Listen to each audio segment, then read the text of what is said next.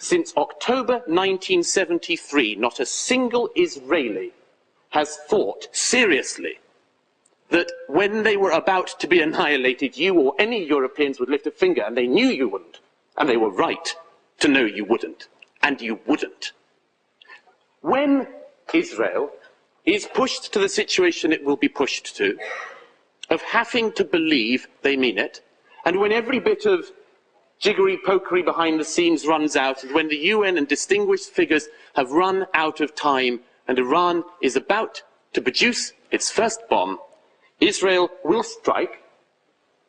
Every single country, including this one, people from our elegant diplomatic service, people from America, everyone will condemn Israel.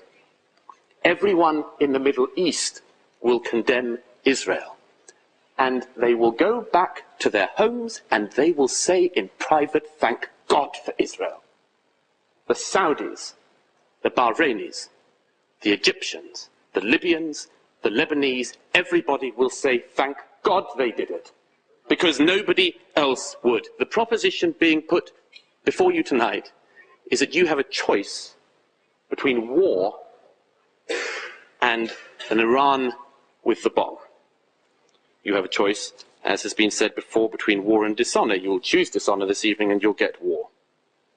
You have the choice between a war with a nuclear Iran or a war at some point with an Iran that is not nuclear, which you stop from ever being nuclear, and hope that in stopping that regime, in embedding itself, you will give the Iranian people the best chance they will have of overthrowing that regime. But as I say, thank God this doesn't rely on you or any Europeans, because you've made the same mistake before, and nobody should trust you to get it right this time.